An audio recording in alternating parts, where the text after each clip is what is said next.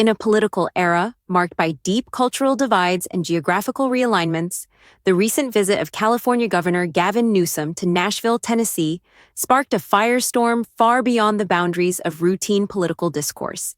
What might have seemed like a routine stop on a political goodwill tour turned into a vivid illustration of the tensions between two contrasting American ideologies, one rooted in progressive West Coast governance, the other anchored in Southern conservatism and individual liberty. At the heart of the controversy, Kid Rock, Nashville residents, and a wave of backlash that said more than any press conference ever could. A California governor walks into a Nashville bar.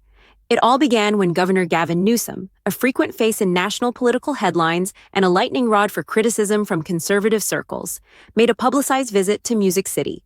His itinerary included a stop at East Nashville Beer Works, where he met with a group of local Democratic activists known as the East Nastivists. The event was positioned as a casual photo opportunity, a handshake here, a few group pictures there, and a post or two from the Tennessee Democratic Party thanking the California governor for his visit. On the surface, it seemed uneventful. Pictures showed smiles, beers, and a lot of what you'd expect from a low-stakes political appearance. But while the photos painted a portrait of unity and enthusiasm, the reaction on the ground, and especially online, was anything but warm. The post that opened Pandora's box. Shortly after the event, a local podcast page called CityCast Nashville posted an image of Newsom with a simple prompt. If you could ask Governor Gavin Newsom one question, what would it be? What followed was an avalanche of responses, but not the kind Newsom's team was likely hoping for. The post was flooded with thousands of comments, most of them angry, sarcastic, or downright furious. Far from treating the governor like a visiting dignitary, many Nashville residents saw his presence as an insult, a reminder of the very state and policies they had intentionally left behind. From complaints about COVID-19 lockdowns and beach closures to accusations of economic mismanagement and homelessness, commenters vented years of frustration. Their messages painted a vivid picture. Many of the people now calling Tennessee home are former Californians who feel they were driven out by the policies of leaders like Newsom. Enter Kid Rock, the amplifier in chief. Kid Rock, the musician turned cultural lightning rod, has long made his political leanings known. He's unapologetically conservative, often crude, and always ready to stir the pot. So when he caught wind of the Newsom controversy unfolding in his backyard, he didn't let the moment pass.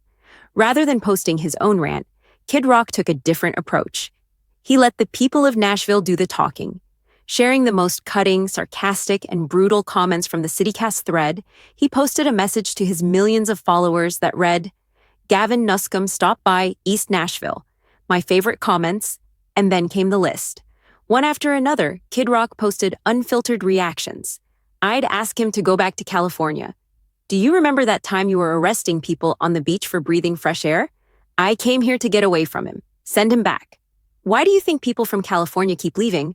How did you buy that $9 million mansion on your salary? It's a good question. Why aren't you in your own state fixing the problems you and your administration caused? Don't California my Tennessee? How did you ruin California so quickly? Where did the $20 billion go for the homeless in California? Want to come see the house I bought in Tennessee specifically so I could get away from you and your failed policies?" The comments were unsparing, and Kid Rock made sure his audience saw them loud and clear. More than just celebrity commentary. While Kid Rock's involvement added star power to the moment, the underlying message wasn't just about one visit or one celebrity post. This moment highlighted a broader cultural and political trend, a growing resentment among red state residents toward progressive politicians and policies, particularly from places like California.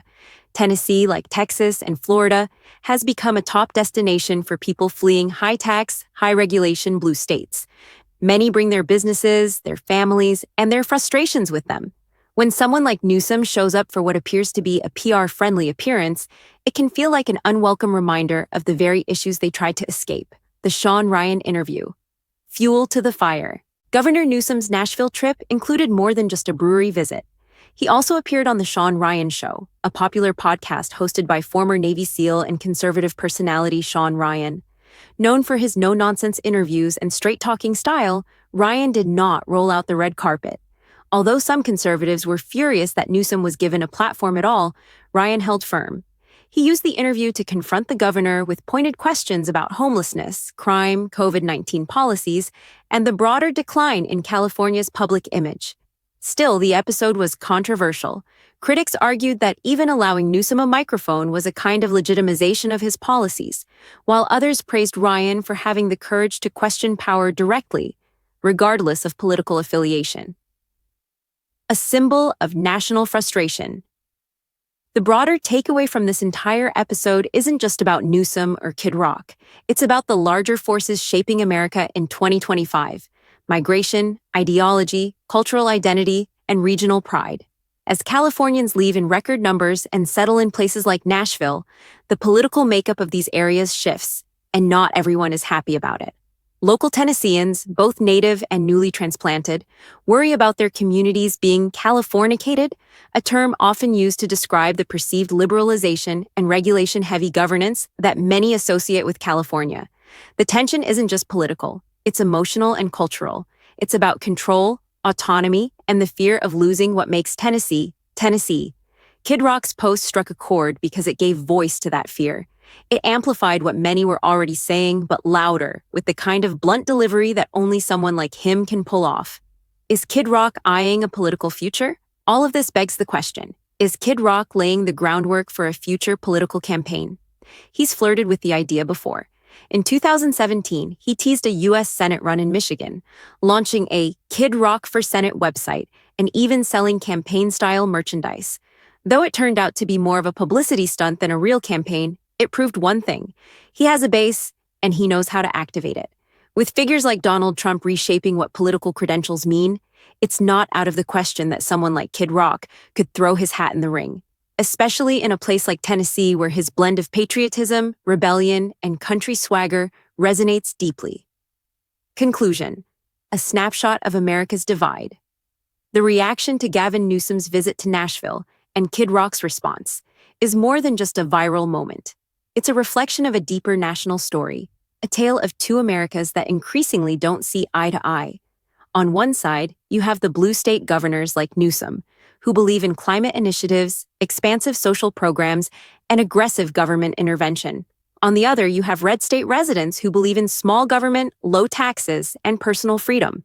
As Americans continue to move, resettle, and redraw political maps in real time, these moments of cultural clash will likely become more frequent and more explosive. And as long as celebrities like Kid Rock are around to pour gasoline on the fire, we can expect the sparks to keep flying. The question going forward isn't just who's right, but how can these two Americas coexist under one flag? Until then, every visit, every post, and every comment thread becomes another battleground in the ongoing war for the American identity.